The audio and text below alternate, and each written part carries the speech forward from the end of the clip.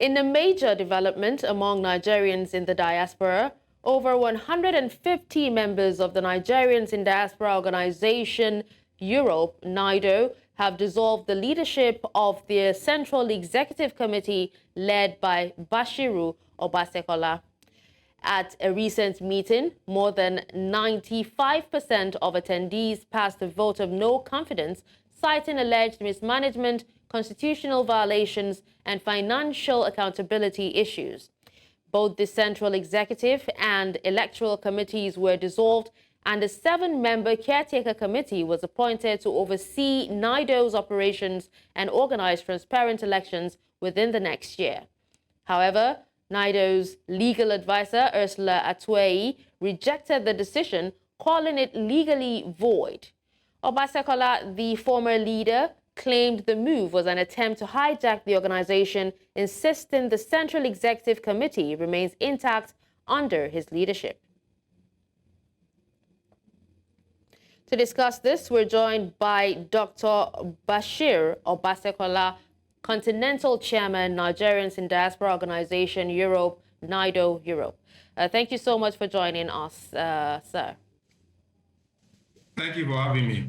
So go ahead and tell us, what your thoughts are on the legal implications of the dissolution of NIDOE leadership. How has it affected you, particularly given the conflicting stance of the Caretaker Committee and, the former leadership?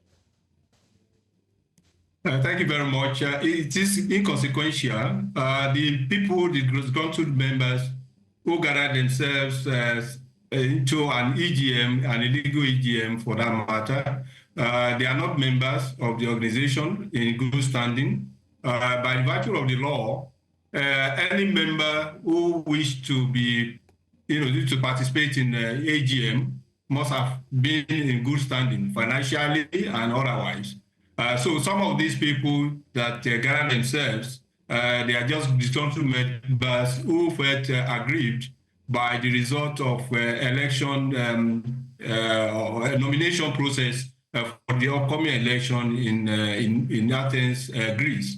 What happened was that some of these people were interested in particular candidates, and in the process of back and forth of nomination process, they lost out in the elections of the board of the endorsement process that was carried out according to our constitution of candidates to election. So having lost out in that struggle, they now gather themselves together to create chaos and distraction from the AGM that is coming up next weekend in Greece, Athens in Greece. So these are people who are not, consequential in terms of the processes and the legal implication of the structure. The Central Executive Council, under my leadership, remain intact. The board remain intact, and we are going to the AGM next weekend to elect new administration for this organization. So we are very focused.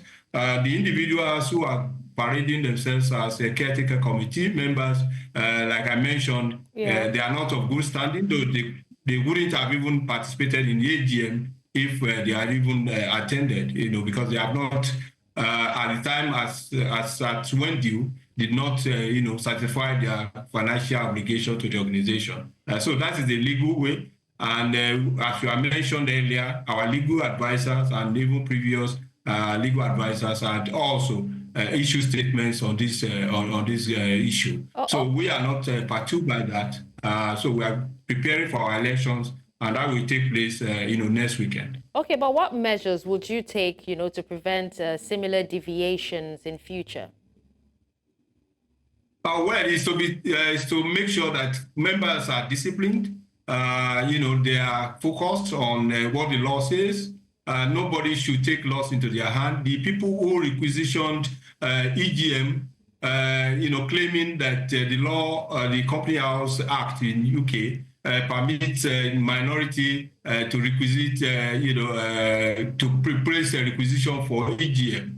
And if the Executive Council refuse, to hold hold meeting, they could have gone to court to compel us to do that, but taking laws into their hand by organizing, what we call hijacking and illegal assembly, calling it an EGM, is contrary to our law. And as a result, they are also punishable under our disciplinary committee, disciplinary guidelines. So we are going to, not, being distracted by all these shenanigans. What we're concentrating on is our election that is coming up next weekend. The candidates are all known. They have gone through all the processes of nomination and all the processes of campaigning. They are going there for elections, and we will surely be happy to have a new regime that comes in place after my 4 years of office. We have done a lot of things.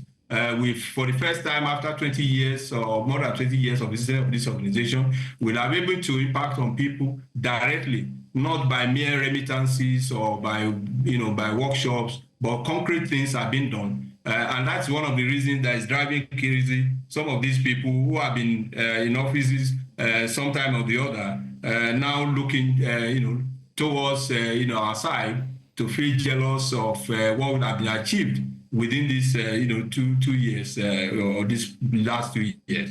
So we are focused on that, and that achievement, galvanize more Nigerians in diaspora, expanding the scope and the membership of the organization is our focus. And we believe that we should be able to do that, making sure that all the young people who are now, in the aim of affairs, should be encouraged, not even continue to be dragged back by the old people who feel that they are the stakeholders or the godfathers and godmothers, that without them, the youth cannot, move forward. So we are supporting the youth that are coming up, and that is our focus now. Okay, so just before we let you go, how do you intend to balance the interests of, various chapters and stakeholders within NIDOE, at the same time maintaining the organization's overall mission and objectives? Yeah, we are very focused. The chapters are in place. Of course, some of the leadership are, in the other group of disgruntled members. But nevertheless, the strength and the fact that the youth are now being given the opportunity is even giving them more, is motivating them in the chapters. So more chapters are even getting more membership now drive, more than what we had before, when they believe that without you having a godfather within the system, you cannot move, you cannot participate. So we want to remove that barrier. We want to make sure that people have access to this organization because it belongs to all Nigerians. So we will continue to drive that. And I think that will be the panacea of, these issues of few people who continuously be, at the center of this, of this organization without allowing the new blood to come into the system. My regime has opened the door for the youth, and I think we should continue to do that to make sure the youth have the way, rather than what we had before, where a few people will continue to be the godfather and godmothers and forming themselves to cabals. All right. Well, thank you so much, Dr. Obasekola, for speaking to us on this.